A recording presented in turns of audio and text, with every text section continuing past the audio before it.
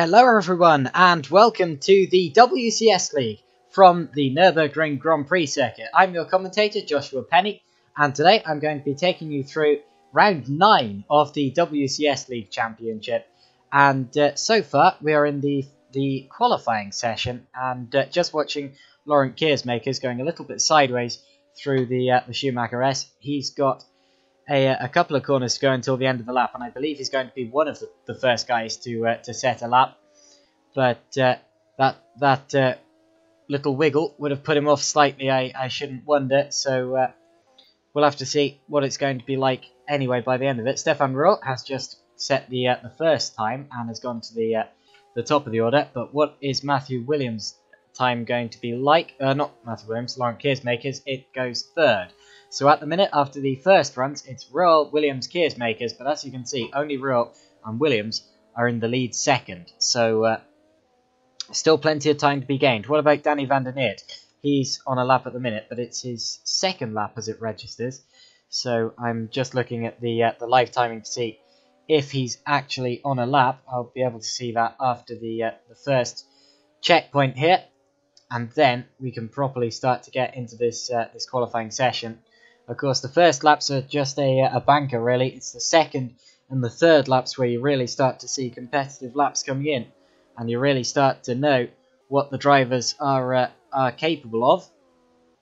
So that's when we will start to see the proper order developing here with the WCS League. A change has actually been made to the cars since the last race. The last race being in Monza, I believe. And that is that the drivers are now allowed to use traction control. So a lot of the drivers were complaining that the cars were quite tricky to control, and that they were really not that enjoyable. So to minimise those effects, they're being allowed to use traction control turned to the low setting. So still on, but still enough to separate the adults from the children here. And looking at our championship, top of that at the minute is Stefan Roth with 170 points. Without drop scores, he'd be on 185. Second is Danny van der Neert on 160, could be 172. Matthew Williams is third, despite missing the first two rounds.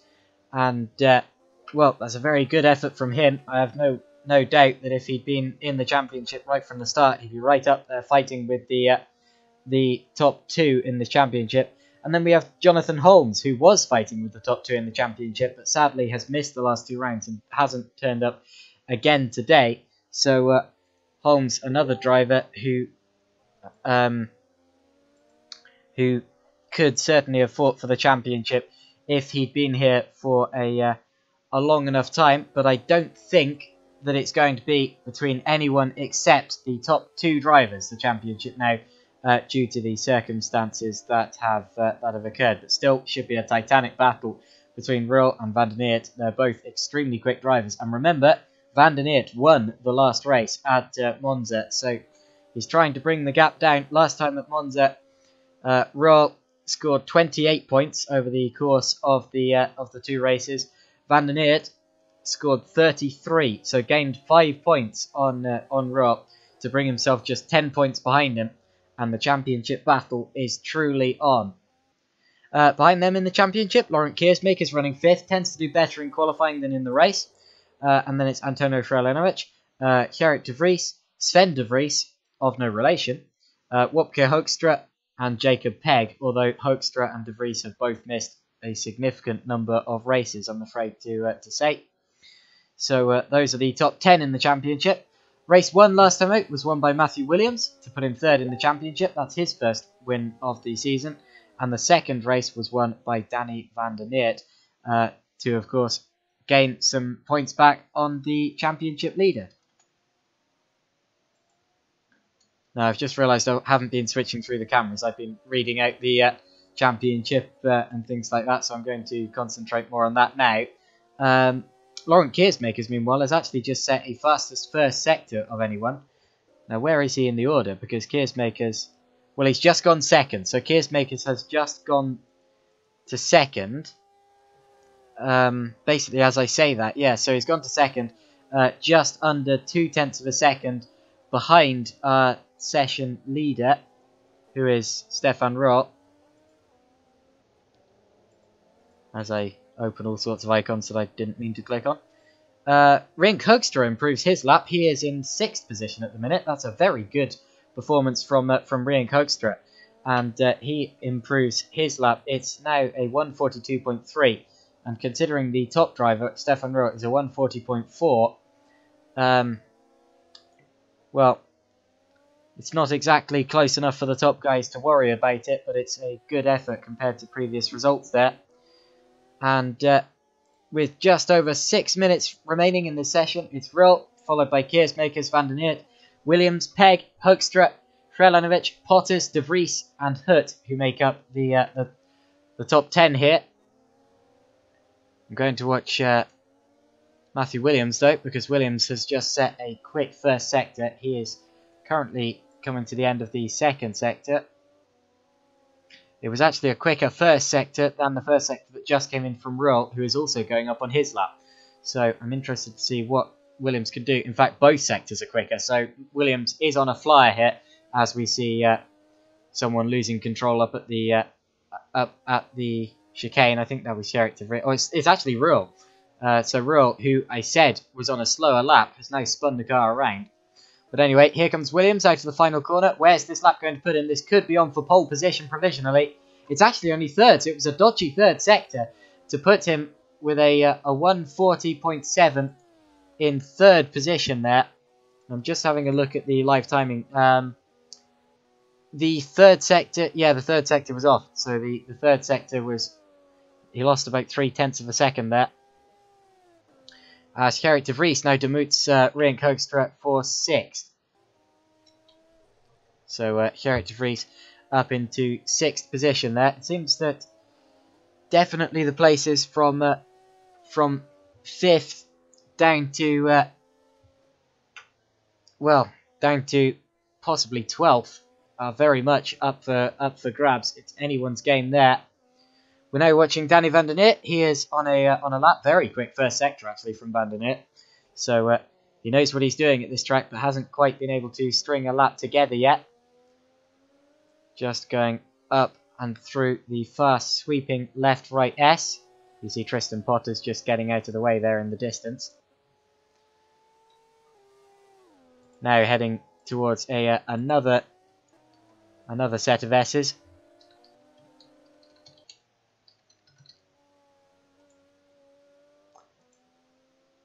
The second set of S's there, I said earlier were the Michael Schumacher S. They're not. That's the fast one. They're actually the Kumho curve and the Bit curver.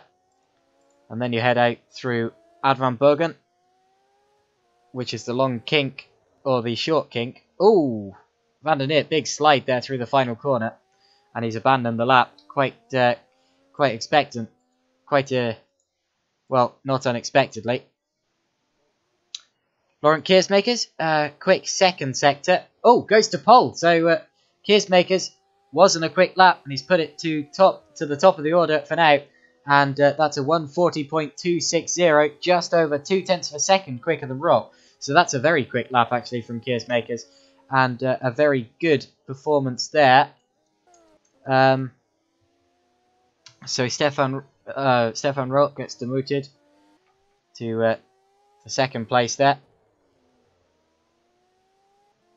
Jarek Janet, quick in the first sector. Second sector wasn't quite there, but if he can string something together in the third sector, maybe he can move himself up the order a bit. No positions gained in that lap, and it wasn't even quicker than his best. As ahead of him, Mark Fuller's coming through on a quicker lap.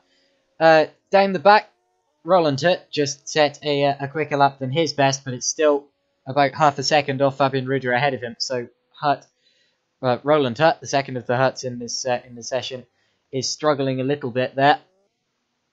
As Mark Fuller's lap, oh, he's in the pits. Never mind.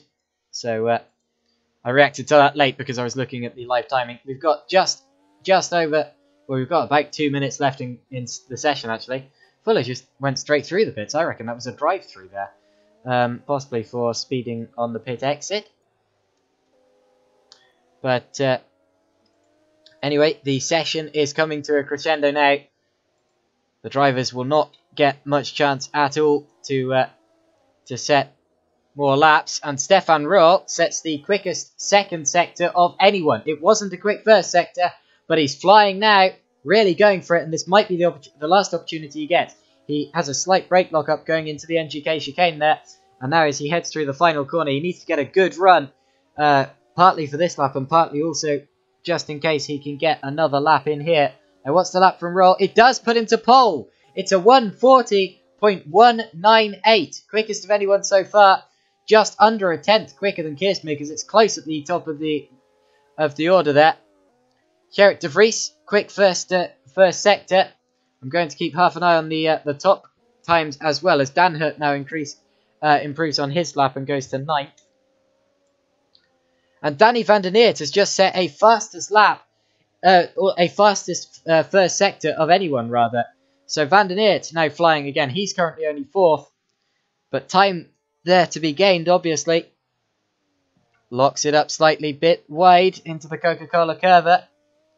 The Dunlop curve, rather.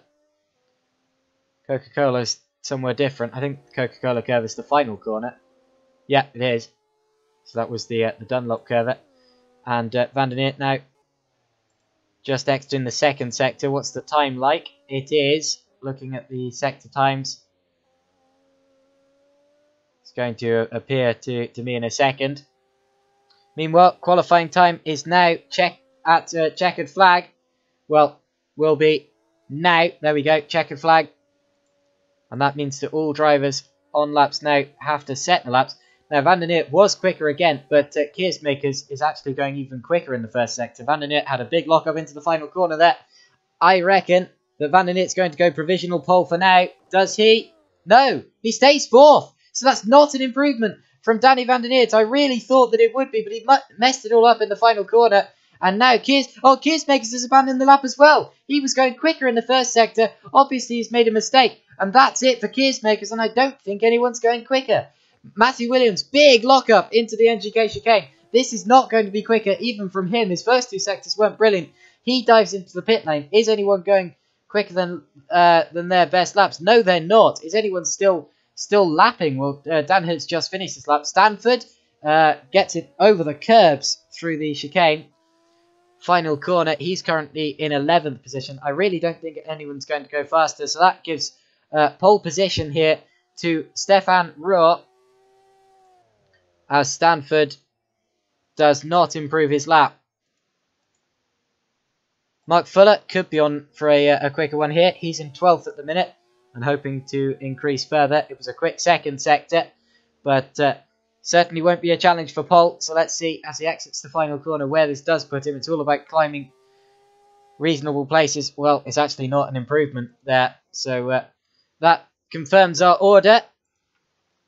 And after a dramatic end to the session where no one seemed to be getting any quicker, Rohr is on pole, followed by Keersmakers, Williams, van der Neert, Pegg, de Vries, Hoekstra, Krelinovic, Hurt, Potters, Stanford, Fuller, Janet, Ruder, and the other Hurt, who is Roland Hurt. So those are the 15 drivers here today, getting ready for the start of the first race. It's going to be a brief warm-up session now, and then we will be right back in for the first race. So don't go anywhere.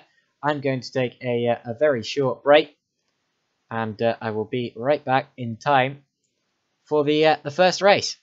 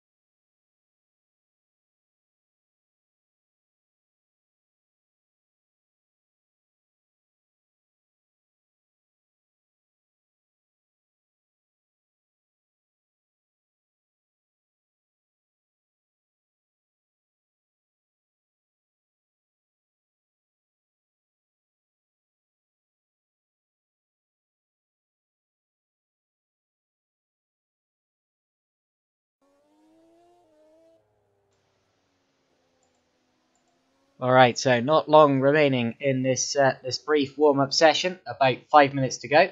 Hello to everyone in the YouTube chat. We're live on the WCS League YouTube channel, and I see some names I recognise there. CM Tech Racing is actually the racing team I race for in the WCS League Megané Trophy. You can catch that next week on Monday, so 5 days from now. Oh, it's getting close, I tell you.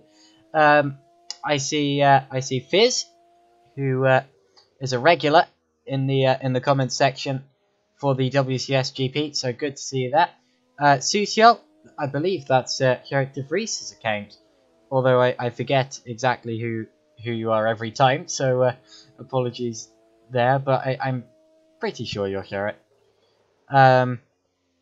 Just commenting on how good Rian Hoekstra's qualifying was, actually 7th place. That's his best yet, and well, he's really found some pace in this car. CM Tech agrees. Of course, they field him as a driver. Susiel says, hope he's staying consistent now during the race. He does tend to be a consistent driver.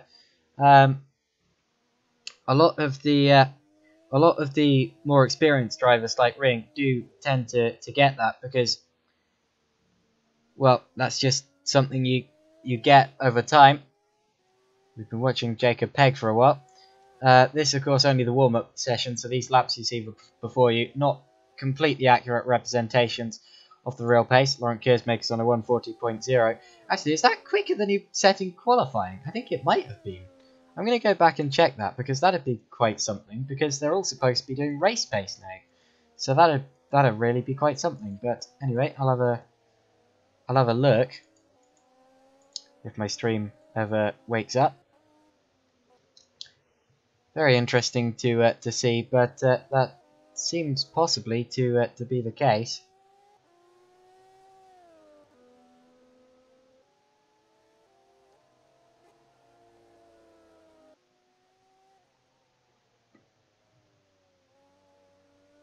No, I don't think I'm going to find it now. But anyway, it's going to be an interesting race. Of course, the driver starting at the front of the order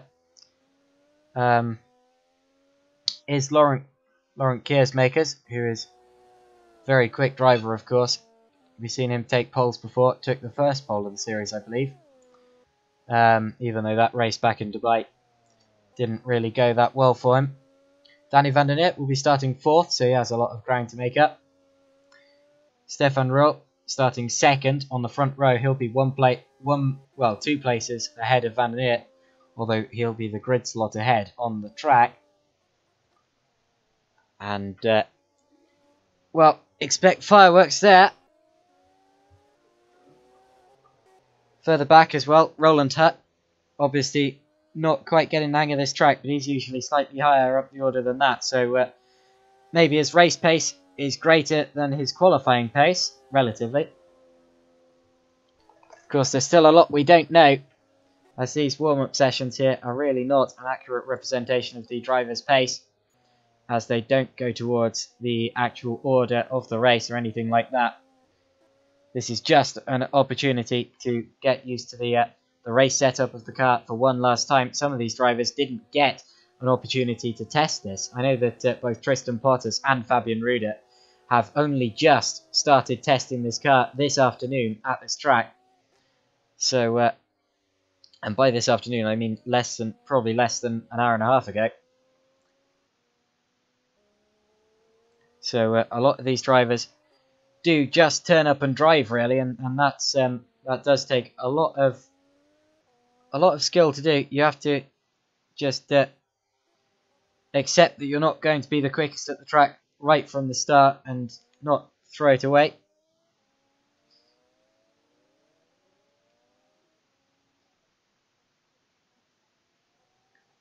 So Laurent Keersmakers has pole for this race. It'll be Stefan Roth in 2nd.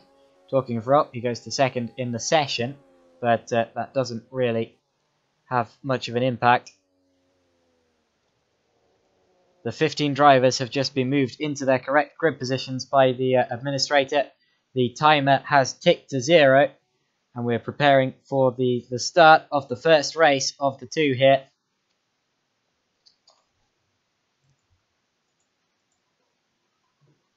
So, leave your comments. Who do you think's going to win this race, and who's going to come out with the most points from the two races combined? The championship now very much between Roel and between Roel and Van der Neer. But could we see the show stolen today by another driver such as Matthew Williams, Laurent Keersmakers? They're all in there. Jacob Pegg's looking quick today as well. Maybe he can get in on a couple of podiums. We'll have to see. Right, we now have a minute's countdown until the start of the race. Some of the drivers already making their way out onto the grid. We're just waiting for this timer to tick to 0 and for all of the drivers to make it onto the grid so that they can go for their formation lap. And we can get this race underway.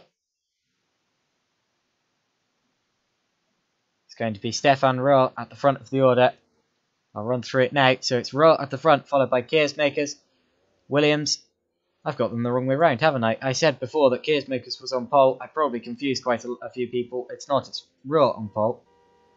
Followed by Keersmakers, and then Williams, Van der Neer, Pegg, De Vries, Hoekstra, Shrelanovic, Hutt, Potters, Stanford, Fuller, Janet, Ruder, and the other Hutt, Roland Hutt. And we are just waiting now to get underway. And away we go with Roel at the front, not Keersmakers, as I said. I commentated on the qualifying session. I should at least know who's on pole. I'm a bit tired today. If you can't work that out, but anyway. So it's going to be a cracker, I'm sure. The Nurburgring Grand Prix circuit always throws up some very exciting racing, whatever cars you take around here.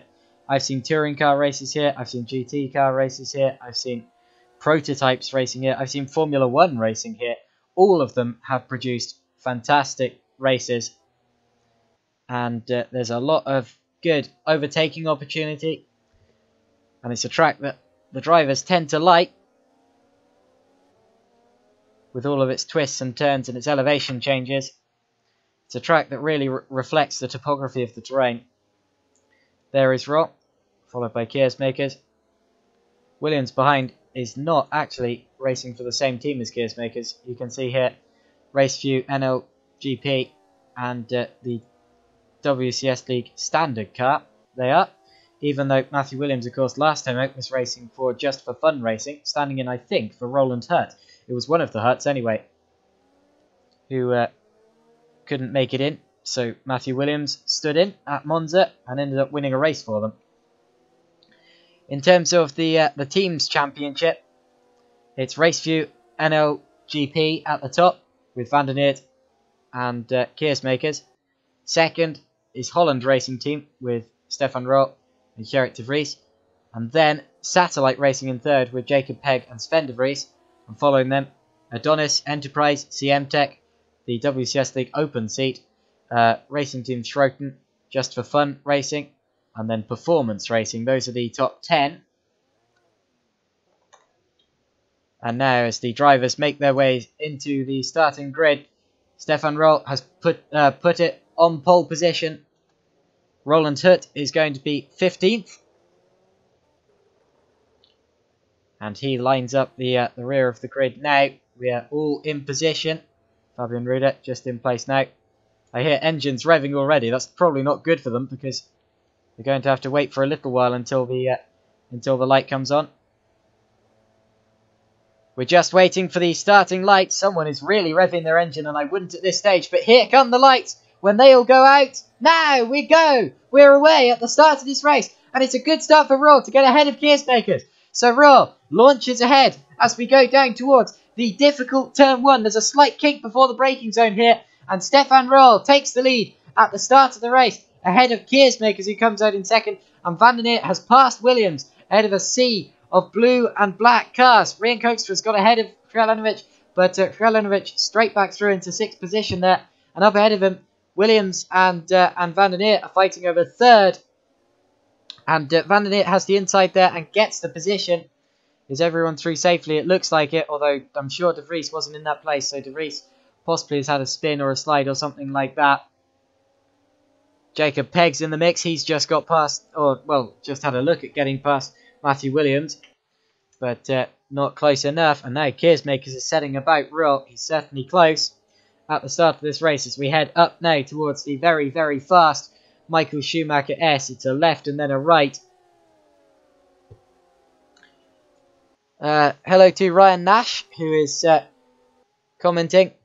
We really need a HUD. Yeah, I'm afraid I'm not very good at downloading things and getting things like that sorted out. But if ever I get time to have an attempt at that, I certainly will. It's been something that's been mentioned before.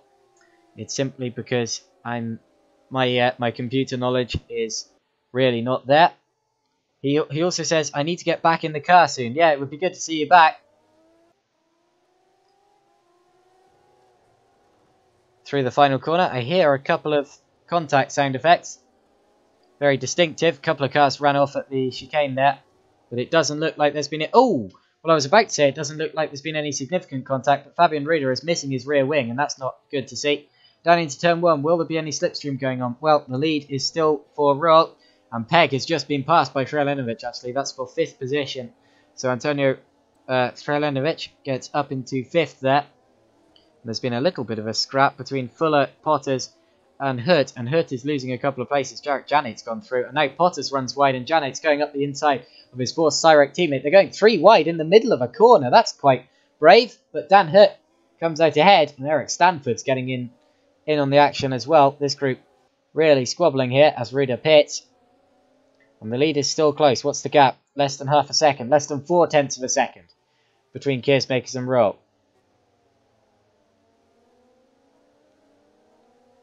Up again through the Schumacher S. Next we will be going towards the bit carrot. Will Keersmakers be able to get himself up the inside of Ruhl before long?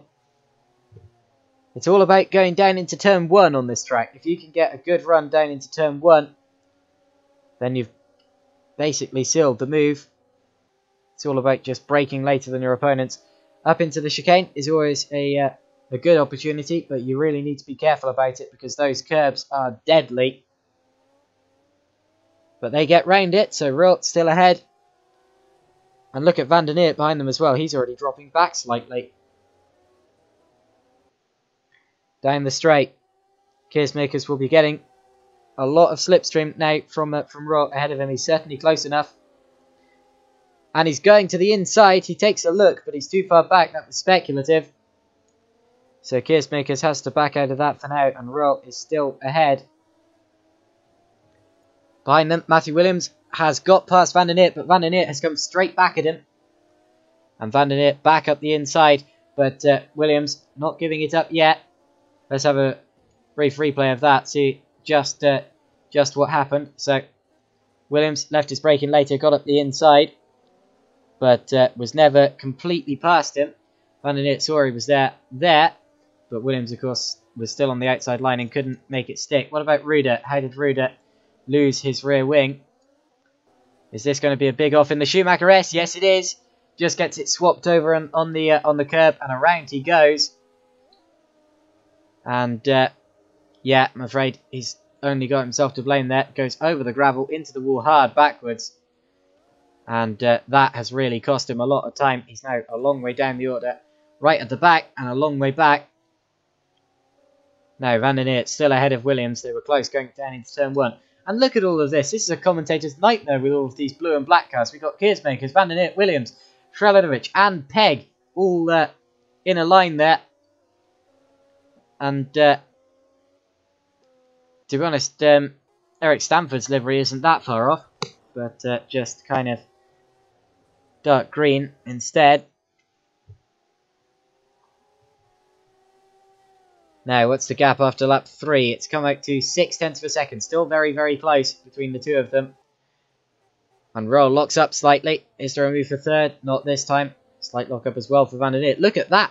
The car is becoming a proper tripod through that corner with the front right lifting off the ground. That's always spectacular to see, especially in a single-seater. You normally attribute that kind of behaviour to to touring cars as into the pits very early comes Tristan Potters. Is there damage on that car? I don't see it, so maybe this is strategic. Just getting himself away from that pack he was scrapping with. Maybe he's just bitten the tyres, been tipped into a spin and lost all tyre life or something like that. I'll have to ask afterwards, but whatever the case, he's dropping a long way back for that. Now he needs to make this second stint last as long as he possibly can. We're only expecting one stop from the top guys in this race as Van der Neert locks up again through the Dunlop curve.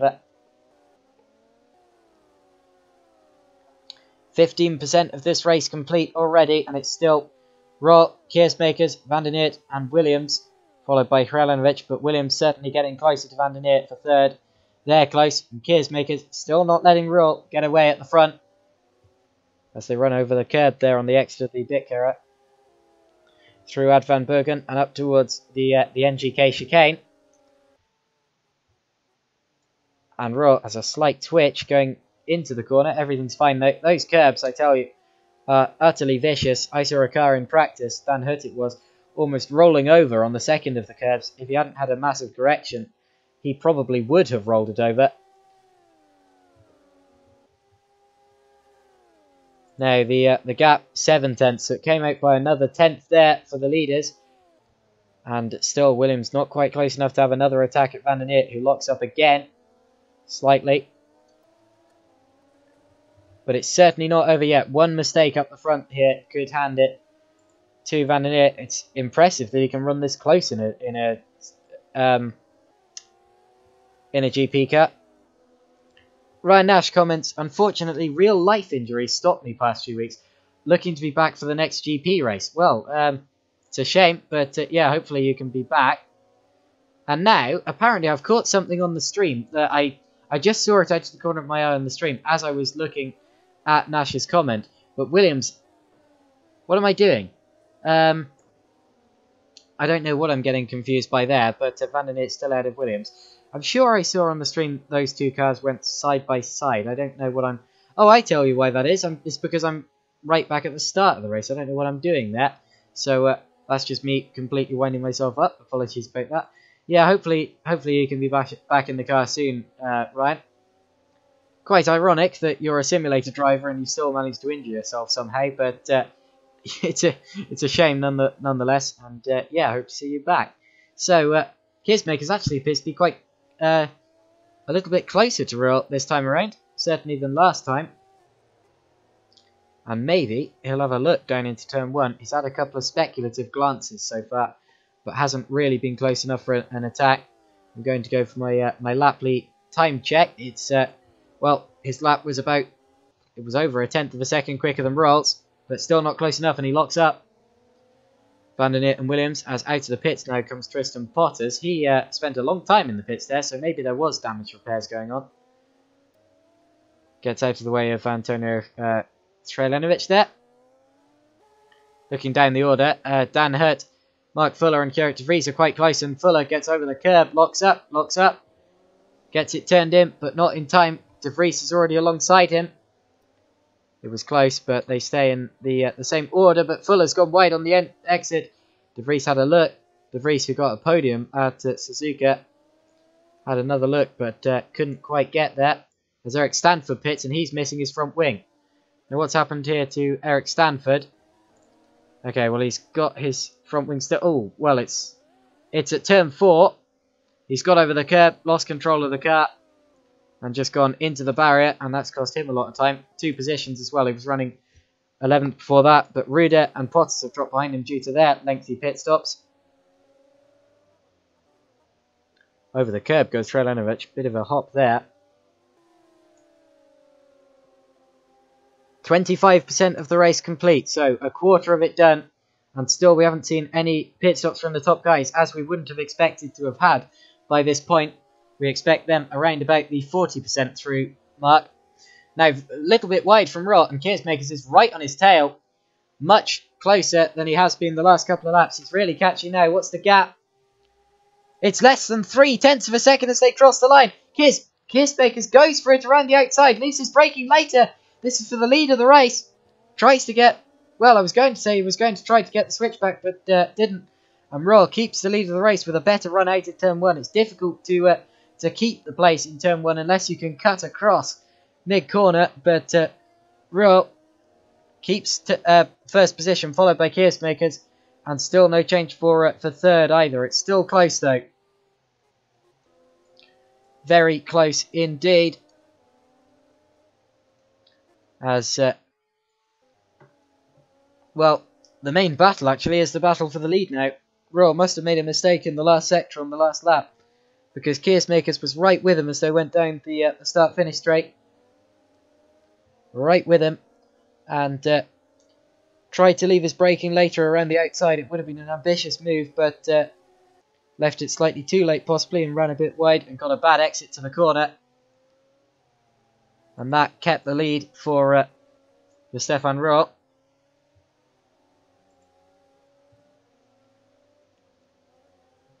They're just approaching a back marker I can see up the road. Didn't quite catch who that was, but these drivers tend to be well behaved when it comes to blue flags, so hopefully they'll get out of the way. I have a feeling it's Fabian Ruder. Through the final corner we go, and out and down the final straight. Keersmakers not as close this time round as he was last time round. It's 0.8 of a second now. Still within a second though. These two have been so close all the way through the race. Within a second of each other. It is Ruder up the road. With Keersmakers all over the back of Ruhl, having an attempt on 2 or 3 occasions. As Ruder gets out of the way. Off the road and on the escape road. Nicely done. And doesn't impede these leading runners. Just behind, here's the battle for the 3rd and 4th position between Van der Neert and Williams, with Williams still on the back of Van der Neert, probably getting just as frustrated as Keersmakers is on the back of Ruhl.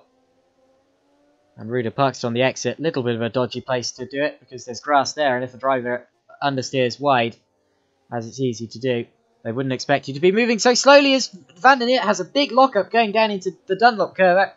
And I was a little bit worried there that he was going to tip it around, as we've seen sometimes from a driver simply braking too hard or something like that. But he keeps the position, and Williams still not close enough for attack. He got away with that very, very lightly and very luckily. But can't make many more mistakes like that. Maybe there are flat spots on the tyres now. Hopefully not too badly, but there certainly could be. As up towards the final corner we go again. I'm going to keep my eye on the gap now, again, as we head down the straight. They were 0.6 apart through the last sector. They're now 0.3 apart. This is very close.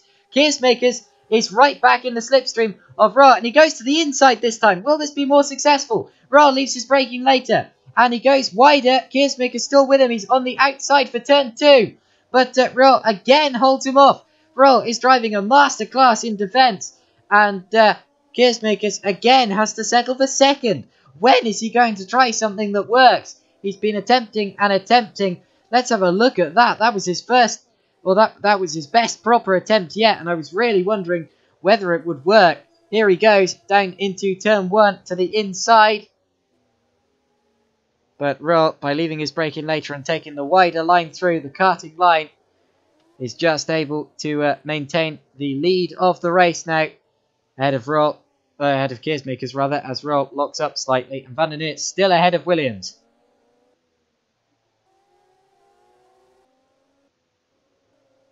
It's been an exciting race so far between the 2 top drivers, Ruhl and Keersmakers. Of course, not the 2 top drivers in terms of the championship. Those would be Ruhl and Van der Neert, but Van der Neert has his own problems to deal with in the form of Matthew Williams.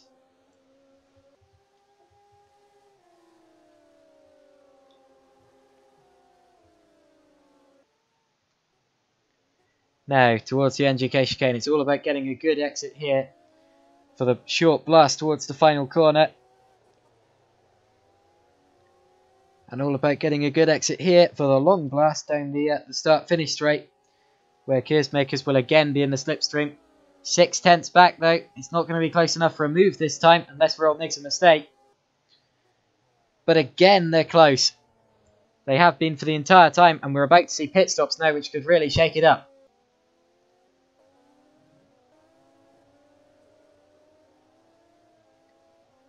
It's Roll, followed by Keersmakers at the front of the order, still. And still in that order.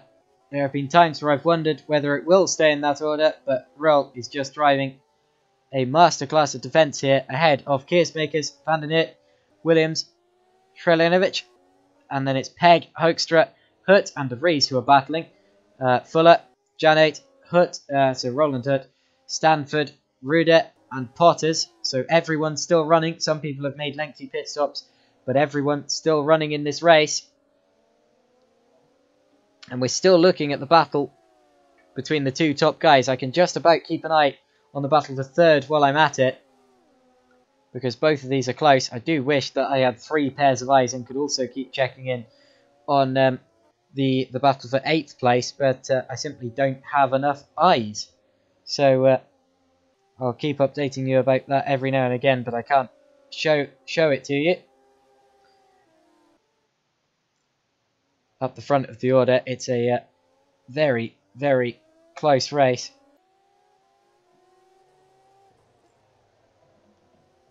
Now, Keersmakers definitely seems to be closer than last lap, and Royal ran slightly over the curb here. Keersmakers going to be right with him. This is close. What's the gap? 0.3 of a second. This is the gap he went for a move last time. He goes to the outside, does he? Yeah. Tries to do a roll on Royal, but he locks up. They both lock up. Royal's going wide. Keersmakers has a great opportunity. He's trying to go around the outside. And again, Royal holds on to it. If Royal had not, or if Keersmakers had not locked up there and had not gone slightly sideways, he may well have got the lead, because Royal locked up slightly as well.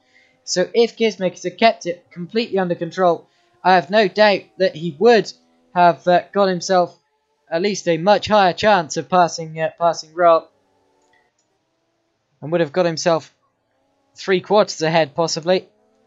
But Keersmakers again, still second. The ex-GP VWC Super League race winner.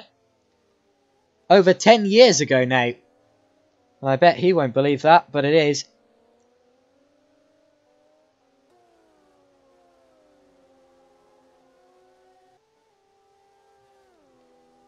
Now,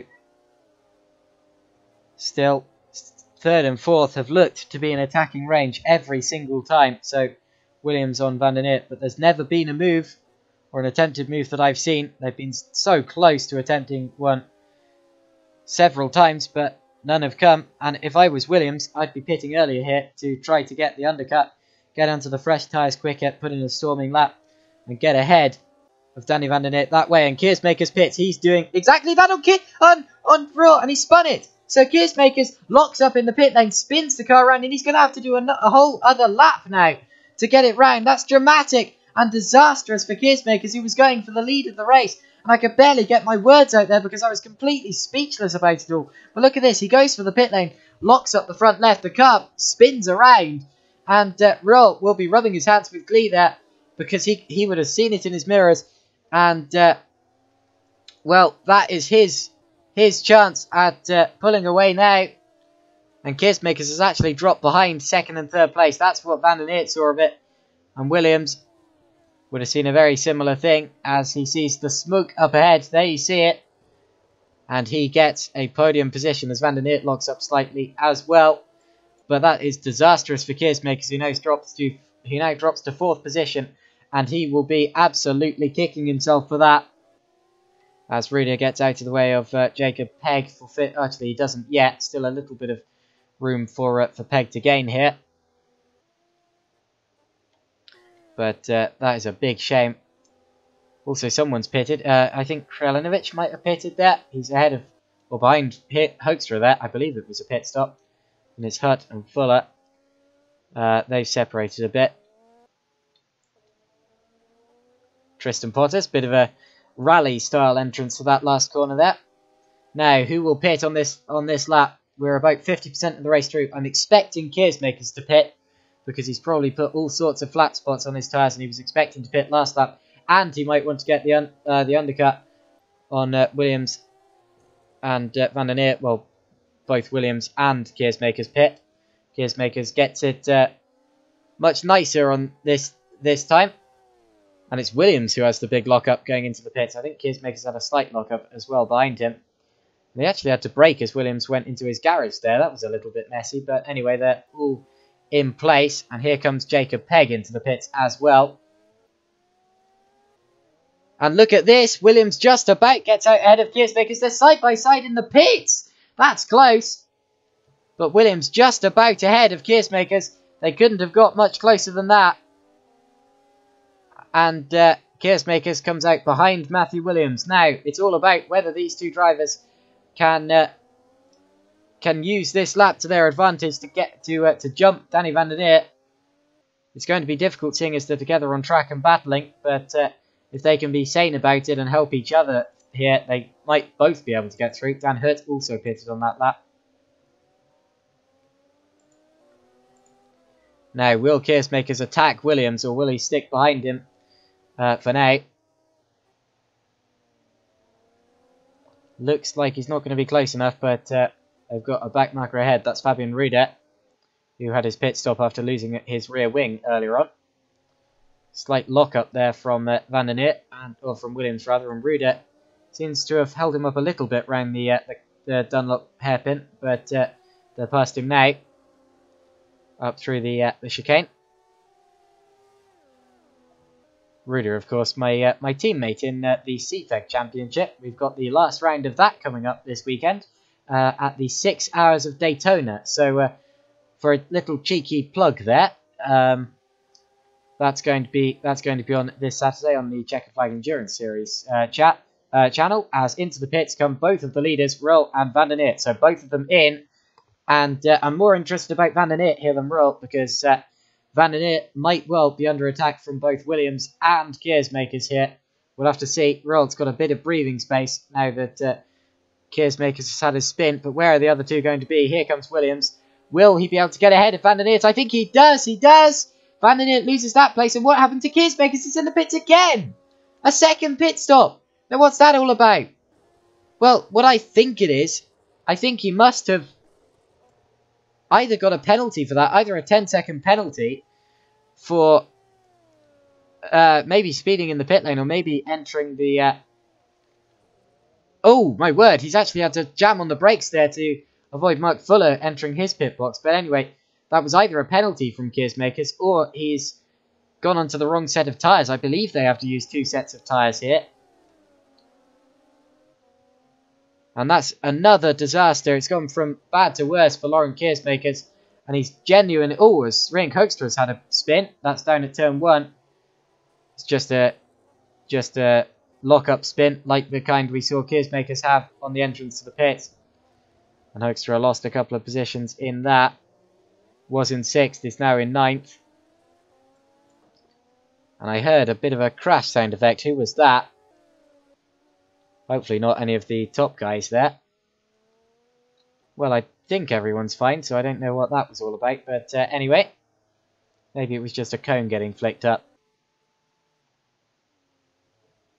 Oh, Rhodes actually missed his braking there and gone over the curb at the chicane, and Williams might be catching him here. I don't know who's still yet to pit. In fact, they might all have pitted. Has Dan Hurt pitted? I don't believe Thierry de Vries has.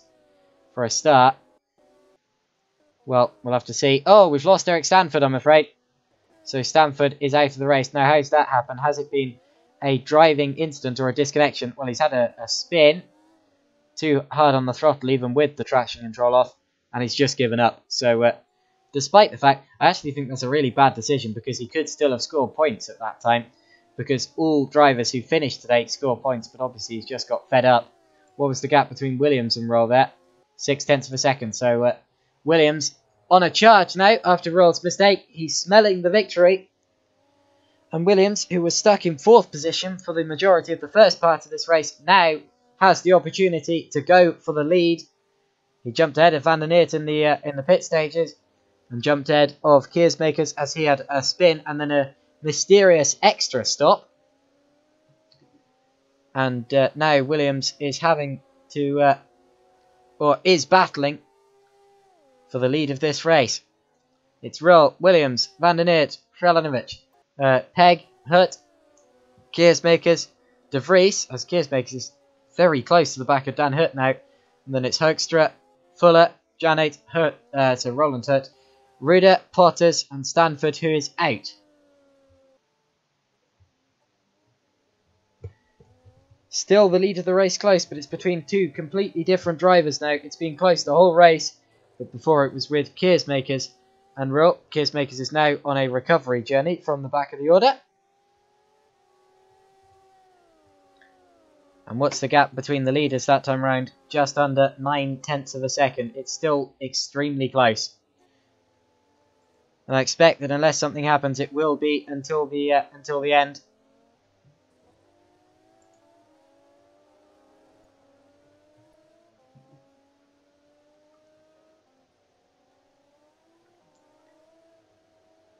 So, Matthew Williams still hunting Stefan Ruhl. Ruhl got away slightly on that last lap there, but they're still absolutely close.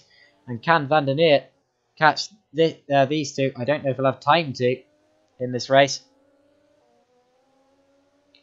How many laps are we expecting? 23. We're on lap 16.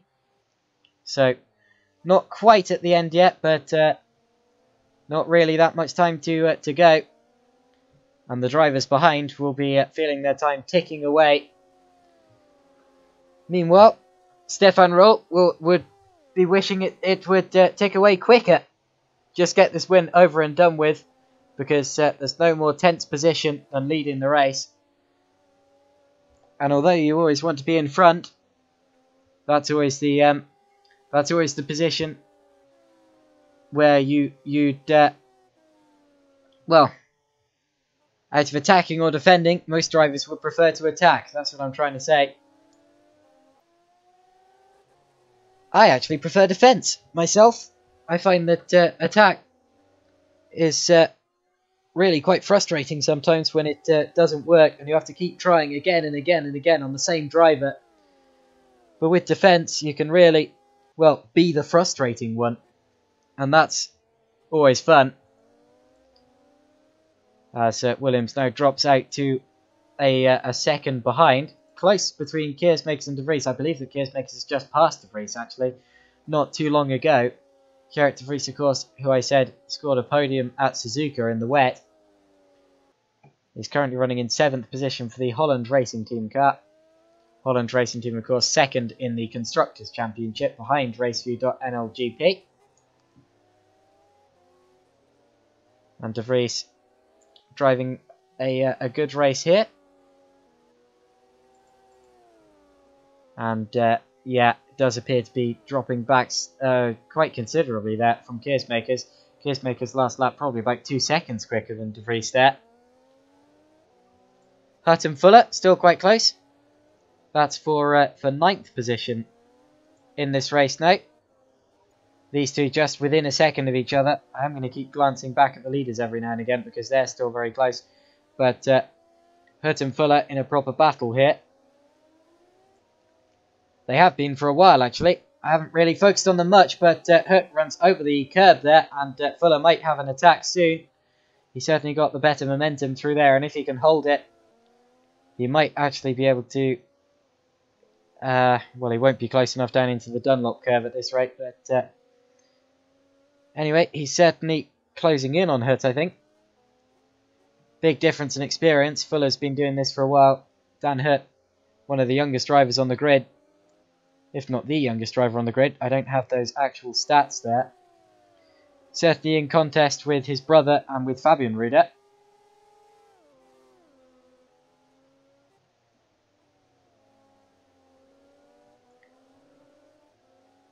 Anyway, just in the background you see Tristan Potters, I think. He, of course, had to pit, or did pit, a really long time ago. Probably due to damage. It was a very lengthy pit stop. I'll have to ask him about that. He's one of 2 drivers who are a lap down, along with his best friend Fabian Ruder.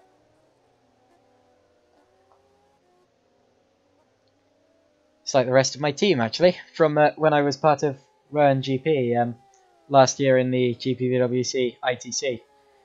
With Fabian and Tristan as my teammates, and yeah, we were very near to the back in that as well, so Sadly, some things never change. Right, the lead gap came out to 1.3 seconds there, so Rowe really is pulling away now from Matthew Williams. It's been a great performance from him. Made a slight mistake and run over the curb at the NGK chicane, but he's keeping it well and still in the lead of the race. Pulling away again now after the pit stages.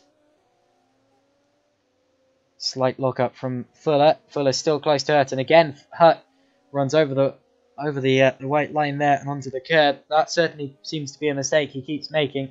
He keeps losing a little bit of momentum by running over the curb and also by locking up like that. But Fuller can't quite get close enough to attack. It is very difficult to follow in a single-seater, so you need to be creative about your overtakes. As again, Hurt goes a bit wobbly over the exit curb and again loses momentum, and again Fuller locks up behind him. They've both locked up a bit in this battle. Fuller may be getting a bit frustrated here that he's been behind Hurt for the entire race duration. Up towards the NGK chicane, very difficult place to attempt an overtake. You can only really do it in a touring car. Now we're nearing the end of this race, last 20%, and it's still Rourke from Williams, Van der Neert, Krelinovic, Pegg, Keersmakers, De Vries, Hoekstra. Then it's Hurt and Fuller. Fuller in the slipstream of Hurt goes to the outside line down into turn 1. Hurt locks up slightly, and can Fuller get the switch back? He locks up slightly as well, and Hurt gets the better run out of the corner. It's a difficult place to hold on to an overtake. And it's Janet and Roland Hurt. Those two are quite close. Rieder, Potters, and again out of the race, Eric Stanford. Still interested in the battle between Hurt and Fuller for 9th position. Dan Hurt and Fuller, of course. Roland Hurt a little way down, 2 positions behind these two.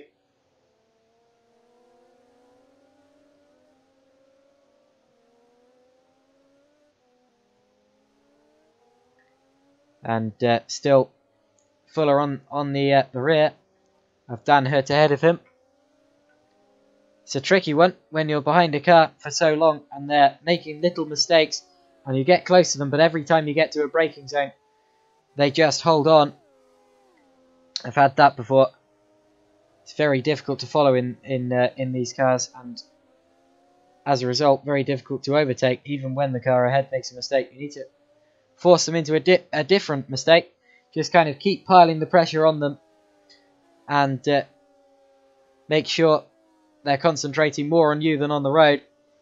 And then if you're lucky, they'll make a mistake and you can get through. Although, as we've seen so far, the mistakes often aren't quite big enough for an overtake to happen. And that's always a problem for these drivers. Gap update. 2.1 seconds between Rowe and Williams. That's come out again, but still close. Still anything up for grabs up the front there. And the gap between Hurt and Fuller has come out to over a second. As well, Roland Hurt now right on the back of Jarek Janik. They were very close through the last checkpoint. What's the gap? About 0.4 of a second. Does Hurt go for a move? Whoa! He's left his braking extremely late. Locks up and goes very, very wide. I thought he was going to run into the back of Jarek Janik there. That was extremely close, but luckily they all get away with it. Phew, that would have got the hearts racing for both of those drivers there, as Hurt almost becomes part of Janik's rear diffuser. Well, 8 wheels are better than 4, as they don't ever say.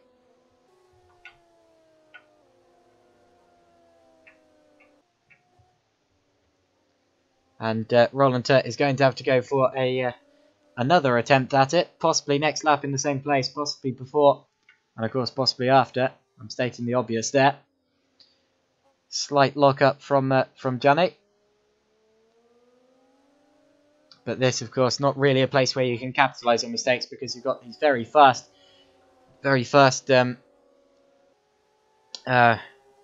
sweepers, where you do have to lift off from the car in front. I've seen AI drivers getting over the curbs and properly obliterating their cars through that. Certainly not a safe part of the track for for the artificial intelligence, but luckily these are real drivers today, so they're not quite so silly. Roland Hurt now going around the outside of Jarek Janik, leaves his braking later. They come together slightly there. He gets through, but was that fair? I'll have to see another angle of it. Turned in. Well, it was a close one. I tell you what, they only just overlapped wheels there. Very, very close. It's hard to call. Janik was drifting out to him, but he, was still... You could say he was touching the edge of the track and Hurt came over to him. I don't know if anyone would actually bother looking into that though, or investigating that. I'd have said racing incident there. But anyway, Roland Hurt has got past him. Just better on the brakes into the chicane, obviously.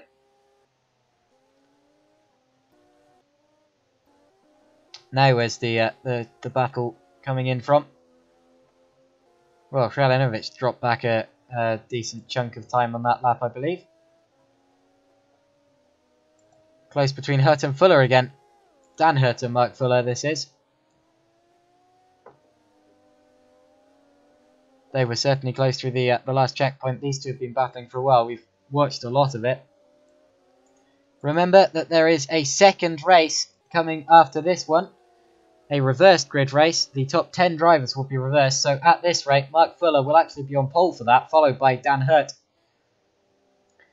And that's going to really muddle up the order. The race 2 reverse grid is always a very welcomed addition to the championship and creates some very exciting racing.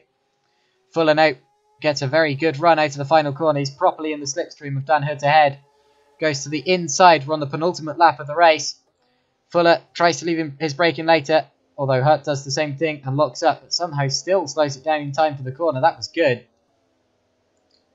And he gets it slowed. That was good driving, as Roland Hurt is still fighting Jarek Janik. They're still very close.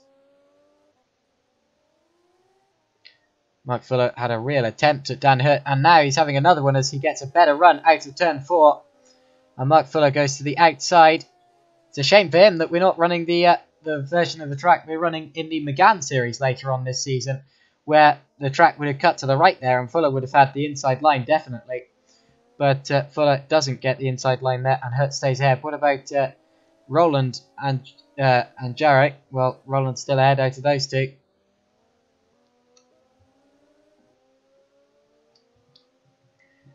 So the two Hurts both leading their respective battles at the minute, but separated by a little bit of track as we near the very end of the race. I believe the leaders are already on the last lap. They are indeed.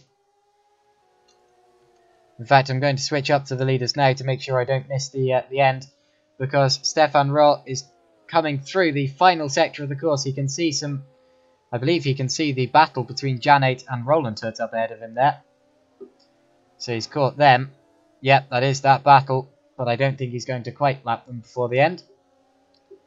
They've got 4 corners to go in this race. The length of a NASCAR lap.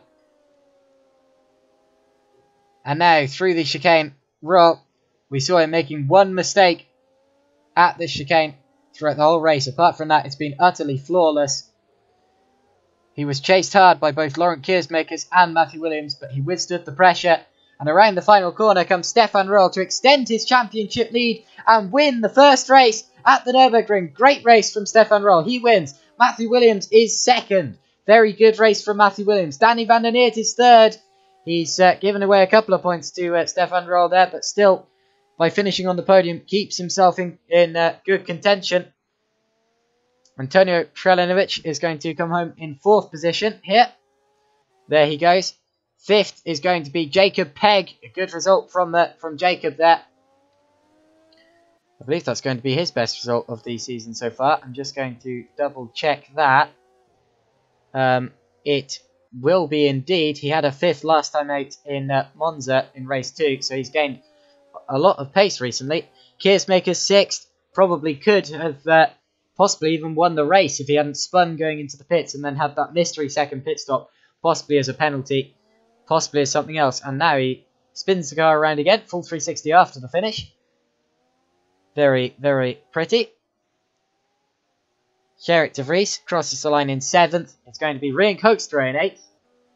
Good performance from those two drivers. 9th is going to be Dan Hurt, withstanding all sorts of pressure from Mark Fuller. Fantastic defence from Dan there. Fuller is 10th, and Janet is just about going to hold on from Roland Hurt. He's got past him in the on the last lap there because they were in the opposite order. But can Roland go back? Oh, he's hit him, and they both spin. Who gets going quicker? Who gets going quicker? It's Jarek, and probably quite rightly too, because Roland Hurt really did just swipe at the rear end of Jarek Janet there. Locked up, going up into the NGK chicane. Had a look, but he locked up and just collected him. It wasn't a big hit, but it was a shame. Ugh. And that would have felt bad from both drivers there. But at least Jarek still finished ahead in his rightful position. So Jarek Janet ahead, followed by Roland Hurt in 12th. And then a lap down was Fabian Ruder and Tristan Pottis, who both claimed points as well, because everyone who finishes scores points now. And Eric Sanford retired from the race through what simply looked like him giving up, which is a shame. But anyway, that's the end of race 1. I'm going to quickly go and have a drink before I lose my voice. I can feel it going already. So I will be back after a short warm-up session for race 2. What an exciting race 1 we just witnessed.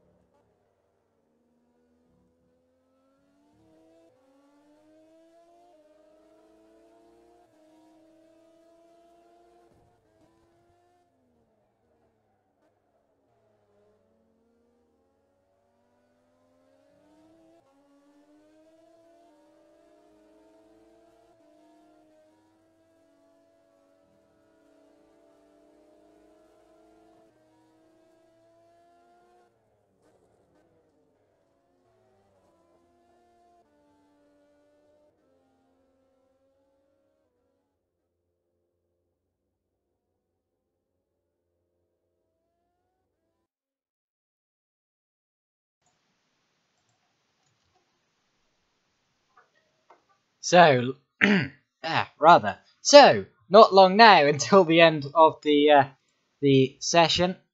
Just 2 minutes. A couple of drivers on track. Let's go on board with Jacob Pegg here. Just going through the that's the bit. Nope, that's not the bit curve. He's going down towards the Dunlop hairpin now.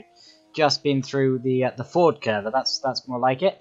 Here's the Dunlop hairpin. You often see the cars locking up the front right there. It's a difficult braking zone. Ooh, bit of a slide on the exit as we head uphill through the fast left-right at the Schumacher S. That's too fast. Gets it over the curb and abandons everything.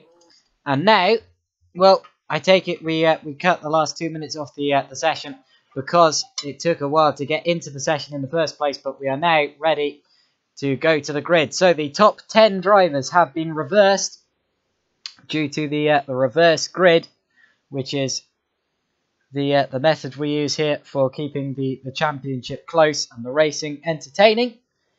Not that that doesn't happen with the first race, but just keeps it all not necessarily fair, but keeps it all close.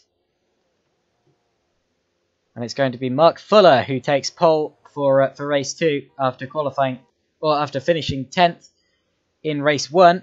And of course that means that Stefan Roll, who won race 1, is going to have to come from 10th on the grid, which is always a difficult task. Someone as quick as Stefan Roll should find it okay. I see there's a grid spot missing. Hopefully, yeah, everyone's made it out in time. That's good to see. And away we go on the formation lap. Rian Coaster, I tell you, was very eager to get going there. But anyway, it's going to be Mark Fuller up the front of the order, followed by Dan Hurt, Rian Coaster, Jarek de Vries, Laurent Keersmakers, Jacob Pegg, Antonio Krelenovic, Danny van den Eert, Matthew Williams, Stefan Rowe, Jarek Janet, Roland Hutt, Fabian Ruder, Tristan Potters, and we've lost Eric Stanford. So after he gave up in race 1, he has not turned up for race 2, and we have 14 drivers now, which means not only will everyone who finishes score a point, but they will score at least 2 points, because 14th position is worth 2 points. So it's going to be a tough one, because of course the first 10 drivers are in the opposite order to the order they finished in. That means that well, it's basically like taking one of those sand timers and tipping it upside down. Everyone gets basically caught in the middle. That's tipping it upside down suddenly. And there are particles getting flung around everywhere. And that might well be what we see now. Hopefully there's not too much damage caused. But you never know with one of these races. And I always like seeing the drivers who weren't necessarily on the pace of the others in race 1 trying to hold on to the lead of the race. Sometimes we can have real heroes, race 2 heroes, arising from that. I also like being in that situation. I've had it before where I have started on the front row of the reverse grid. Never from pole, but I've started from the front row. 3 or 4 times actually. And I'd like to see how long I can hang on at the front of the order. That's always a lot of fun. As Dan Hurt actually had to lock up to avoid Mark Fuller at the front there. That was a little bit messy. Yeah, it's a great opportunity for these drivers who wouldn't necessarily be that close to the front before. Still quick drivers, but not necessarily the quickest. And it's a great opportunity for them to fight at the front. I love it. And from a spectating point of view as well, it's always great to see. Looking in the YouTube chat, Tristan Potters says, well, that was nice. My brakes felt like they failed every lap. Well, I think there was a bit of sarcasm behind the that was nice, I'm afraid. So hopefully you get a better race this time, Tristan. Onto the grid now we get Mark Fuller at the front of the order. We're just waiting for Tristan himself actually at the back of the order to make up the 14th grid position.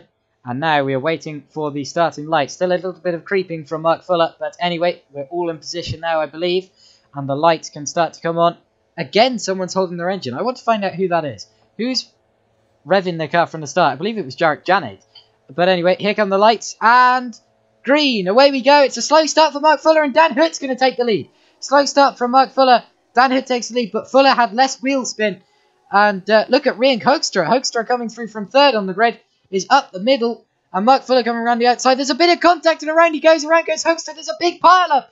in the mid-pack. I can't see who's involved. Several cars. Hoekstra, De Vries, Potters, and Fuller and Roland Hurt's in the wall.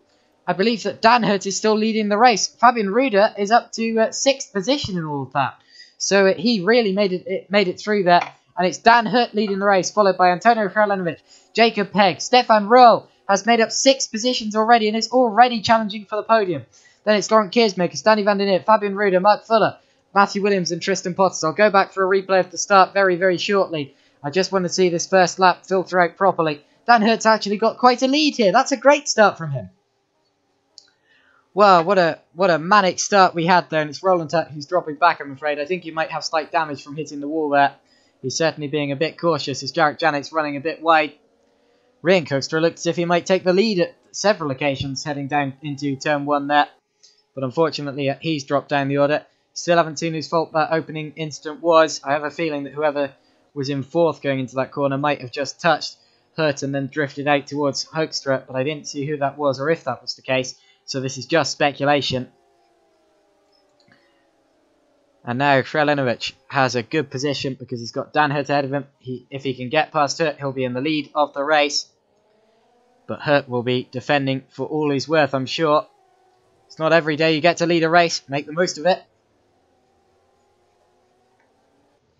As we head down the start-finish straight, will Kralenovic have a go? He's certainly close enough. Hurt goes defensive to the inside. Kralenovic goes with him to get the toe. Goes to the outside now. It's a difficult one to pull. Oh, the slide! And Hurt goes around. He's hit him. Hurt spins. He's in the middle of the road. He gets going again in 6th. Oh, has he given up? I think Hurt's back in the pit. Oh, it's a mass disconnection. It's a mass disconnection. No, it isn't. Everyone's back. Well, I thought we'd had a mass disconnection because we had one of those in the Megané server the other day, but whether everyone else disappear on their screen or not, I don't know. Dan Hurt did rejoin in 6th. I think he's about to get demoted to 7th. Not quite, actually, so held on to that one nicely. But that was close. And Antonio Kralenovic now leads the race, and Roehl is up to 2nd already. What a start from Stefan Roehl. He's gone from 10th to 2nd in 1.5 laps. Unbelievable. Now, what's the gap? It's about a second. I'm going to, well, when we get a chance to, I'm going to go and watch a replay of the start and just try to piece together what happened in what order. It's Kralenovic leading from Roehl, but Roehl runs wide and over the curb. Then it's Kiersmakers, Pegg, van der Neer, Hurt, Williams, Fuller, Potters and Hoekstra who make up the top 10. And will there be a move for the lead soon? Because we saw how quick Roehl was in race 1. He might well be going for a 2nd victory here. But look who's on his tail. Laurent Kiersmakers, who was chasing him at the start of race 1 and then spun it all away. And then had a stop go, I've learned since. But if Kiersmakers can get a better race this time, he'll be right with him. Van der Neer and Pegg side by side. Van der Neer's going to get that. As we head down into turn 1, Roehl leaves his braking later than Kralenovic, and Van der Neer does get 4th there. But locks up, he spins, does he? Just about holds on to it, but doesn't hold on to the position, so loses that. And Dan Hurt still holding on from Matthew Williams, but Williams has the inside now. Now he gets through. That's a good drive from Matthew Williams to get back up, or to get up into 6th position. Now closest Roehl to Kralenovic, less than half a second behind him through as they cross the start-finish line. This is very, very close. And, well, we've got a 3-way battle for the lead here as Kiersmakers is right behind them. No opportunity to look at replays yet because Kralenovic is really under attack. And Roehl is right with him. Lock up there at the Dunlop curve. And as we head up through the Schumacher S now. Still Kralenovic leads, but he dips 2 wheels into the grass. And then into the bit curve. Roehl runs wide and over the curve again. We saw him doing that last lap as well. Now, can any of these guys get a good enough run to go for a move into the NGK chicane? It's a really ambitious one to pull. So I wouldn't expect it to happen up the front of the order. And it doesn't.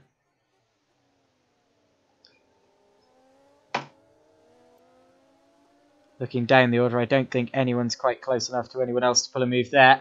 But Kralenovic has made a slight mistake going down through the final corner, and Raw and Keersmakers are right with him now along the straight towards turn 1. Will anyone have an opportunity at a move? I don't think they're going to be quite close enough. There's a lock-up from Frelenovic, but he holds on to it.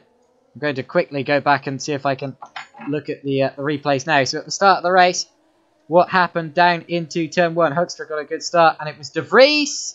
Yeah, Gerrit De Vries misses his brake and goes into the back of Hut and then collects the others as well.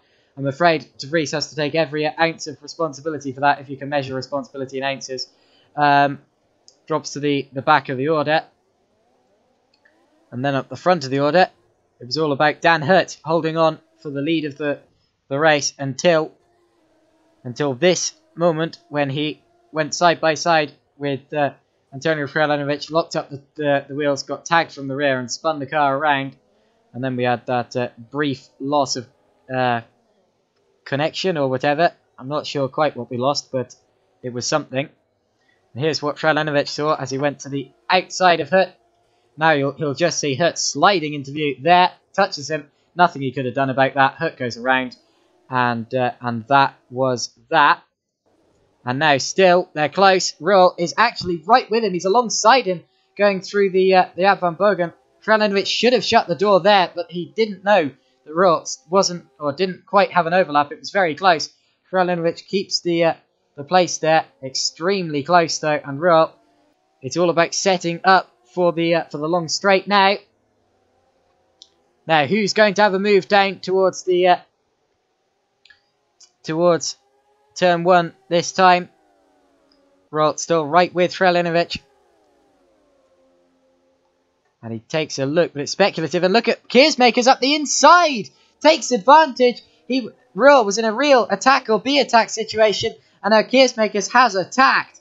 But Ruhl again hangs on to it. Keersmakers knows he's strong at that point of the circuit and goes for a move he never went for in race 1. And they make slight contact. But he's got it. Great from Keersmakers to make a move he knew that Ruhl wasn't expecting. Look, he was enough alongside him. That was completely fair. Slight lockup. They made slight contact, but that was a complete racing incident. And a great move from Keersmakers. Fantastic. That was intelligent driving. Let's have a look at that again. I just want to see quickly how Ruhl got alongside Frelenovic out here. It was just that Frelenovic got a bad exit there, and Ruhl got alongside him. And now, as they head into Ad van Bogen, Frelenovic could have shut the door. It doesn't look like it from that point of view. He could have done, but didn't dare, and that's probably better. And then as they went down into turn 1, watch this from Van der Neer. We're in fast forward now, but now we're not. Came from an extremely long way back to go side by side with Ruhl. And then as they went up through turn 2, he knew this wasn't going to work, so he backed off here, let Ruhl go, and then went for a move he knew Ruhl wasn't expecting. That is brilliant. Look at that. Slight lock-up, slight banging of wheels. That's all fair. What a move from Laurent Keersmakers. And Ruhl will be absolutely fuming. Because that, well, he'll feel that's unfair. But from my point of view, that was completely within his rights to do. And Keersmakers is now setting about the lead of the race. I tell you what, if he wins this one, it will be extremely deserved. Whoever wins this one will extremely deserve it. Will very much deserve it, rather, if I can grammar today. It's Frelenovic leading from Keersmakers. Ruhl, Peg is side by side with Van der Neer again, so Van der Neer didn't get away from Peg. And Peg is now side by side with him. He locks up and goes sideways. I thought there was going to be more contact there. There wasn't quite. And Van der Neer keeps 4th position for now. But look at Williams going through. So Williams on the inside of Peg now. That's going to become the outside for the next corner. Sweeps around the outside of him. The two identically liveried cars from different teams. Williams actually not in an established team here. He's in the spare car, the open seat. But he goes to 5th now. So a great scrap for 4th. Goes to where Van der Neer, followed by Williams, and then Peg, as Peg locks up. And Peg, I tell you what, he's really sticking with this group. Dan Hut led the race earlier on, made a mistake, has dropped to 7th. Then it's Mark Fuller, Rian Hoekstra, Gerrit De Vries, Tristan Potters, Fabian Ruder, Roland Hut, and Jarek Janet. That's the order. And look at the lead trio. They are absolutely not letting each other get away here. Fantastic. Now, up towards the NGK chicane. This is where Keersmakers, oh no, Trelenovic and Royal went side by side last lap, but not close enough this time. No mistakes heading out of the pit curve for any of these guys. Through the final corner, Trelenovic takes a wider line there than the others to get the better exit, but it doesn't really work here. Keersmakers right back in the slipstream. He's very, very close as we head down towards turn 1. He goes to the inside line, and Keersmakers... Oh, he's locked up, he's locked up! Do they make it? Just about they do! They're slight. I think they banged wheels there. They're still side by side. Keersmakers trying to hang it on around the outside. And will Royal be able to take advantage of all of this? Not quite. That was amazing. Royal still looking at it. Keersmakers still all over the back of Trelenovic. Trelenovic has a bad exit to the corner. And Keersmakers is going to have a look again. Is he? Not quite. Not quite. He's not quite close enough there. But Trelenovic goes wide. I completely butchered his name that time. He goes wide. And now there's a real accordion effect on the exit of the corner. That's when you know it's getting serious, when they bunch up on the exit of corners. Keersmakers takes a look to the inside, shows himself to Trelenovic, mirrors. Trelenovic locks up. And they're still in this order. Fantastic. Now, down through, well, towards the pit curve. And out towards the NGK chicane. We're over halfway through this race already. How many laps in this one? 12. Trelenovic under attack. Keersmakers to the outside. But has to back out of that one. And he might actually come under attack from Rolt there. He lost a bit of momentum. But they're still all together. This is a brilliant scrap. Respectful driving from all three of them. I love it. Down the straight we go again. And Keersmakers is going to possibly have a look. He does. This is for the lead again. He had a look at it. And he's still alongside him actually, heading up towards turn 2. Can he hold on around the outside? Trelenovic, forceful defence, wants to demote him to the outside so that Royal can have a swipe at him and hold both of them up. But that didn't quite happen there. It was good driving from Trelenovic, trying to force him to the outside line, but still they're close. And still Keersmakers is on his tail. I tell you what, Keersmakers is driving like a man out of his wits today, which is a big compliment here. Down towards the Dunlop curve. Keersmakers actually had a look there last lap. That would have been a really ambitious move.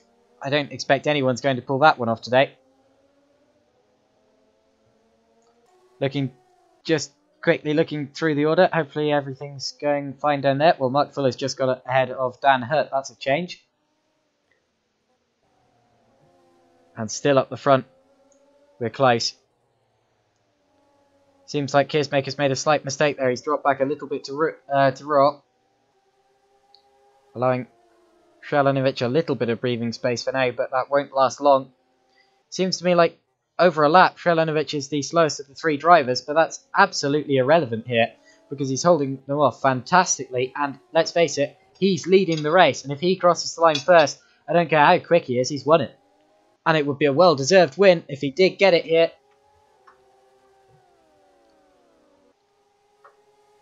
I love the unpredictability that the reverse grid throws in. It's a little bit artificial, I must say, but when it lets me lead a race, I'm not exactly going to complain about it. Now, out of turn 2. Trelenovic still ahead of Keersmaker. Keersmaker not close enough, or Keersmaker's not quite close enough to go for any of his unexpected moves, as Trelenovic has a slight twitch.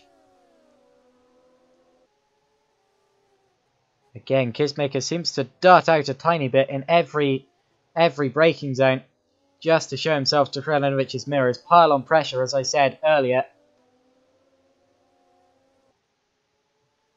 And he's doing it very, very well. But Trelenovic, I was just about to say he's doing a very good job of not making errors. And then he locked up and Keersmakers went slightly sideways. And Rolt went wide to seemed to go wide, hoping there wasn't going to be an accident. But, yeah, and there wasn't. Keersmakers again has a look to the outside. Gets a switch back to the inside. Look at this. He's going to the outside of the next corner and locks up. Goes sideways. There's contact between him and Roll. That was very close. And somehow they all stay pointing the right direction. But again, Srelenovic gets breathing space. That's, well, Keersmakers can't afford to make more mistakes like that. That was very, very close. Going to have a quick look at that. It seems to me like Keersmakers, well, you see here, you had a look at Srelenovic. He was going for the switchback, trying to force Srelenovic to go wide, and that did happen. But then Keersmakers just locked up, trying to be too aggressive. Very good correction. Tried to dart across the inside to block the inside line, but Roll was already there. And they very nearly, well, they did make contact, but they very nearly made significant contact. There's the smoke screen, and there's the slight contact. They're very lucky that neither of them went around there. And they're still in the same order this time around. And Van der Neert's actually been passed by Williams, so I don't know when that happened, but Williams is in 4th place now. Ooh, slight twitch from De Vries. And Hurt is side by side with Fuller for 7th, but Fuller keeps that, but goes wide, and Hurt gets underneath him and gets through. And now De Vries going for 8th on the inside. He gets through as well with a slight lockup. Fuller trying to hold on around the outside. Ooh, does De Vries know he's there? Oh, close, but Fuller gets tipped around and into the wall. That's a shame, but he's just, well, De Vries didn't know he was there. Let's see that again. Just left his braking too late after being side by side with Hurt. That allowed De Vries to get alongside him. Now he knows he's there. Slight lock up. But I don't think De Vries quite knew he'd held on to it. They made contact, and Fuller just wasn't able to hang on to it. Used the brakes more than he did the steering wheel to correct that, and as a result went into the wall. I can't help but feel he would have been more beneficial to have gone for a big steering wheel correction. But anyway, it is what it is. Here's what De Vries saw, and you'll just see a little thud as he turns in for turn 4 here. Doink! You just about felt it, and around went Mark Fuller, which is a shame. Now, anything changed up the front of the order? No, still with each other. Still very close. We're now onto the penultimate lap of the race. With Keersmakers still right with Srelenovic, who locks up. And goes wide, goes very wide. Keersmakers is right with him. Now, will Keersmakers go for a dive into turn 3? That's where he passed Roll. He does. He takes a look. There's a lock-up. And he forces Srelenovic wide. They're side by side as they go through turn 4 as well. Who gets the better exit? It's Keersmakers, who takes the lead of the race. They bag wheels. But Keersmakers has taken the lead. And Srelenovic can do nothing about it. Fantastic from Keersmakers again. He's driven so well. And Srelenovic also drove so well to hang on to it for so long. But he's now dropped to 2nd. And what a move that was. Let's go back and have a look at that. From Laurent Keersmakers. Unbelievable. Well, here we see the dive. Locks up slightly, but gets it turned in. Srelenovic was forced wide. And now you're going to see them possibly bang wheels slightly. Not quite, actually. I don't think there was any.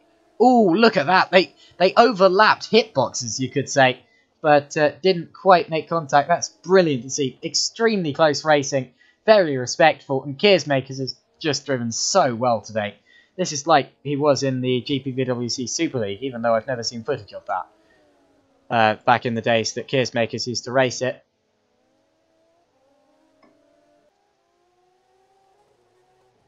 Just unbelievable, the racing we've seen as we head now onto the final lap of the race. What's the gap up the front? It's 9/10 of a second, so still not even a second. You can't call this one. If Keersmakers makes a slight mistake, he locks up. He's going wide. Keersmakers, I was just about to say, if he makes a slight mistake, Srelenovic will be right with him. We're having a proper final lap, 3-way battle for the lead of this race. Wow, this is amazing. And Roll will certainly still feel he can win this. I know what it's like to be a driver in his situation. He will be absolutely going for it. And look at Matthew Williams coming from behind. If any of these guys come together, and let's hope they don't, but if any of them do, Matthew Williams will be right in on the podium. Srelenovic gets a slightly worse exit to that corner than his two main rivals. As Keersmakers locks up slightly again. These tyres will be killing them. Roll side by side with Srelenovic as we head up towards the Michael Schumacher race. He's going to have to back off, surely. Yeah, he does. It's all about getting a good exit now. He's running over the curb slightly. And does he go for it into the first part of the... Well, what's that corner called? Kumhorkade. Now, out through the Ad van Bergen, and I think it's all over. I think it's going to be Keersmakers from Frelinovic from Royal, as no one's quite close enough to attack into the NGK chicane. What a race this has been. Final corner for Laurent Keersmakers. What a drive. Fantastic performance. Exiting the corner now, and Keersmakers wins it. Fantastically well deserved. Frelinovic just holds on from Royal. I tell you what, all of those three guys had to fight for it. Matthew Williams, good performance in 4th. Danny van der Neer, good performance in 5th. Jacob Pegg, good performance in 6th. And Dan Hutt and Gerrit de Vries are still fighting. De Vries gets 7th there. Around the final corner they go, but he's gone a bit sideways. Will Hutt be able to get the better exit? No, he's had a bad corner as well. And de Vries holds on to 7th. Hutt is 8th. 9th is Hoekstra. 10th is going to be Potters, who weaves it across the line. He's very happy with that top 10 finish. And so he should be, starting from 14th on the grid. Feeling like he had no breaks all the way through race 1. Mark Fuller is 11th after his little incident towards the end of that race. Fabian Ruder is going to come through in 12th position after a disappointing race 1. And he runs it over the curb. Whoa, he spun actually. And does he hold on even to 12th? Jarek Janik's right there. And Janik goes through. So Ruder loses that place on the final lap, I'm afraid to say. Just got it too heavily over the curb. He loses that. And Janik takes 12th. Ruder is 13th. 14th. And last position is going to be Roland Hutt, who runs it wide in the final corner. And Roland Hutt is going to be the last of our finishers in 14th position. I'm just going to have a quick look again at Ruder's little spin there that cost him 12th position. This is just emphasising what I was saying earlier about the curbs being a bit vicious. Misses the first apex, gets over the sausage curb. It's when the rear touches it. It's when the rear touches that curb on the inside that it tips the car around. But anyway, what a race that was. Absolutely fantastic.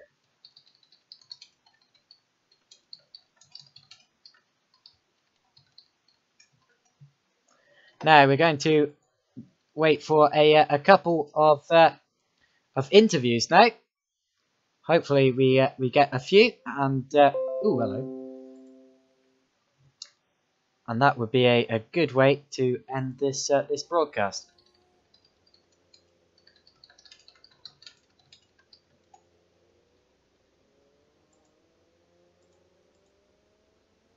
Now, I will actually have to find the TeamSpeak password again.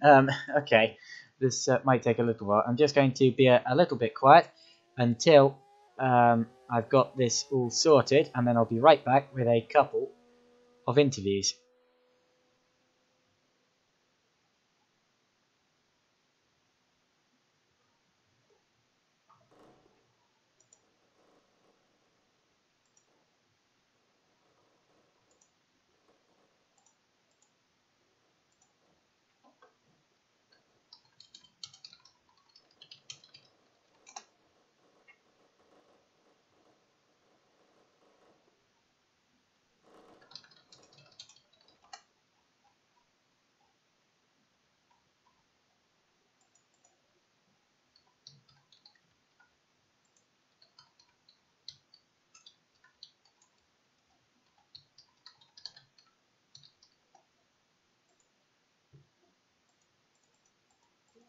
Connected.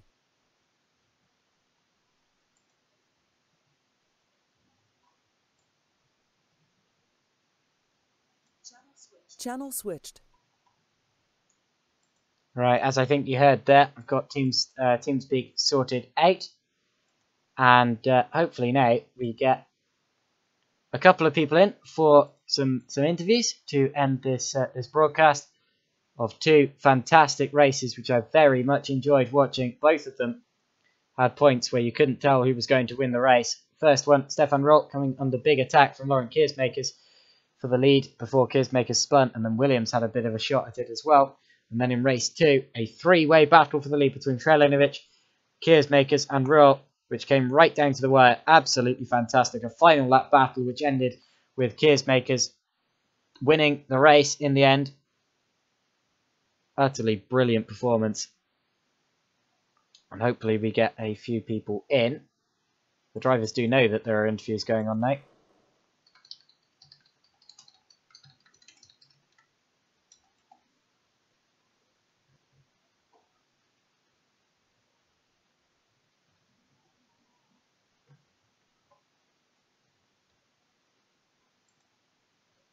Well, if they didn't know, I've just reiterated it.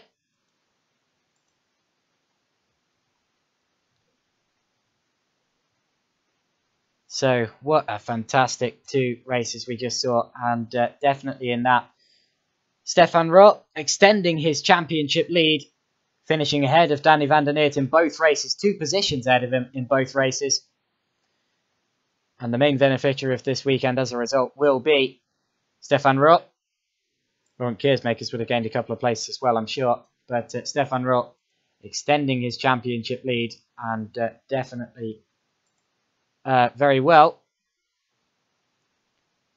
Next round, of course, I believe is going to be Zandvoort, according to what we see now. Just going to check the calendar for that. Yeah, next round is Zandvoort. And after that, we have Barcelona, Spa-Francorchamps, Circuit de Gilles Villeneuve, and then the Red Bull Ring to end the season. So it's a packed calendar we have here, which is great to see. Some big track names there. The Peg, I take it that's Jacob Peg, has commented, "Phew, that was fun."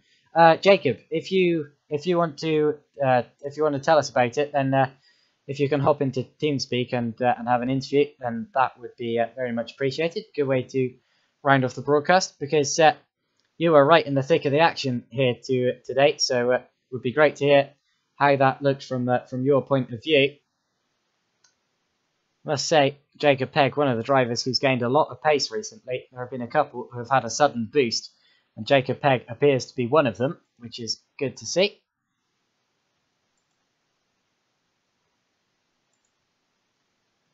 I think I'll give it 2 more minutes, and if no one comes into the interviews, then I'll just sign it off there. Feeling a bit lonely in here.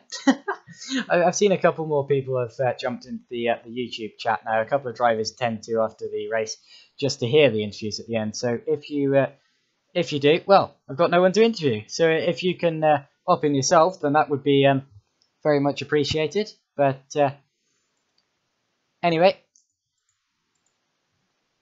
I reckon one of the talking points there was just how quick and how aggressive Laurent Keersmakers was in race 2 there, with overtaking moves, 2 fantastic ones down into turn 3, overtaking moves of the top quality, best moves I've seen all season. And into the broadcast booth, I can now bring our first interviewee and possibly only one of the day, Jacob Peg. Jacob, thanks for listening to my commentary there. Yeah, no problem. So, as I said, you've been in the thick of the action today. Fantastic driving, actually. You were right at the front. Talk us through how that looked from your point of view. I knew the couple first laps of race 2 were going to be crazy. I was just going to try to stick my nose up there and see if I can hold back some of the faster guys. But we had a bit of a lag spike, and then all of a sudden a couple of cars were in front of me, and my nose got a little damaged. But it kept going pretty good, and I held off. I forget who was behind me at the time, but I think it was Williams and somebody else. They were very quick, and I just couldn't hold them off for that long. But I'll take home a P6 and a P5 today. Fantastic, good points. Where do you think you're aiming in terms of the championship table? You're 10th at the minute, or you were going into this round anyway. I'm just trying to do the best I can, learn. I'm still kind of new to sim racing, but I've been riding a wave of pretty good recent finishes and been spending a lot of time on the server practicing and stuff like that, so learning the car better. The last couple races I've been learning the car a lot and doing some pretty good setups. Well, that's great to hear. It was very entertaining to watch, and hopefully we'll be able to see delivering more good performances in future rounds. So, yeah, see you later. All right, thank you. User was moved to Now your into the channel. broadcast booth, I can bring in our championship leader who just extended disconnected his from your championship channel. lead, finishing 2 places ahead of his main championship rival in both races. And I am, of course, talking about our race 1 winner, Stefan Roll. Hello, Stefan. Hey, Joshua. So, race 1 there went fantastically for you, I'm sure. Talk us through that for a start. Yeah, so it started from pole position, quite a good start, and then I think an amazing battle with Laurent in the first stint, and you know, going side by side in the first sector into the first turn, and was really a fair fight, I think. But sadly, I think he spun going into the pits, so he was, he dropped from the back of me. But then after the pit stop, I had Matthew breathing down my neck for a while. So constantly having someone closely behind me and then having to defend it. Exciting race, and really glad I won it. Yeah, it was very, very good. And in race 2 as well, tough battle. I bet it got a bit frustrating when you couldn't find your way past either of your rivals at the end there. Maybe another lap and you would have got second. But how did that look from your point of view? Just awesome racing between the three of us, Antonio, me, and myself, and Laurent. There was some contact there with Laurent, but I think all fair. And just having to attack, I was not that confident on the brakes, and I didn't have that much top speed. But the main problem for me was I wasn't confident on the brakes. So if you really want to have to overtake, you should be able to brake late and have the confidence that you don't spin, and I didn't have that today, but yeah, I couldn't find my way past. But P3, I think, is good for the championship and for the points. Well, of course, you finished 2 places ahead of Danny in both races, actually. So good for your championship. I tell you what, Matthew Williams is right in the mix now. I mean, he joined 2 rounds late, but are you a bit worried, kind of glancing behind you a little bit? Yeah, I'm glad there are a couple that he joined. Fast guys. Having some more fast guys in the mix is always good, and Matthew is really fast. And with the way this league is set up, that you can miss 2 rounds or at least 2 events, and having those points won't count for everyone. I think he can really. If he pushes you a bit more to the front, he can really be a candidate for the championship as well.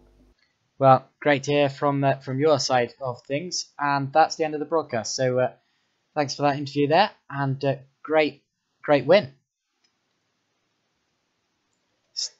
Thanks. So a double podium from Stefan Roll extends his championship lead. We've also had a fantastic performance from Lauren Keersmakers, who won race 2. Didn't have so much of a good race 1 due to a spin and then a stop go, but still, championship still close, racing still close, and next round we're going to Zandvoort. It's a difficult one to overtake at, so I'm sure there's going to be a lot of close racing on track as drivers get bunched up behind each other, and that is always a tense situation. So I will see you then. That's in 2 weeks at the same time, and for now, goodbye.